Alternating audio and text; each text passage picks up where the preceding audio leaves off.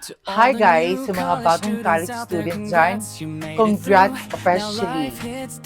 Wala ka ng excuse sa life. From ma, anong ulam, to ma, padala ka ng pera. Real quick.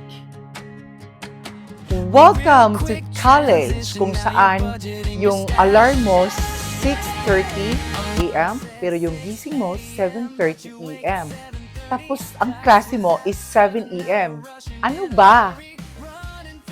Dito mo rin ma-realize na hindi pala sapat ang stock knowledge lang, kundi sipag at tiyaga at kopya ng notes sa matatalinong kaklase.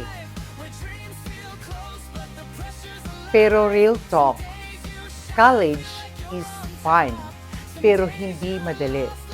May days na feeling mo main character ka, may days din na extra ka lang sa groupings. Mapupuyat ka, mapapagod ka, at minsan, mapag-isipan mo, tama ba yung course ko? Pero okay lang yan kasi lahat tayo dumadaan dyan. Ang importante guys, hindi ka susuko. Kahit late ka na, pasok ka pa rin. Kahit nahihirapan ka, laban pa rin. And remember guys, hindi mo kailangan perfect student. Basta pasado ka, goods na yan. Enjoy mo lang yung journey.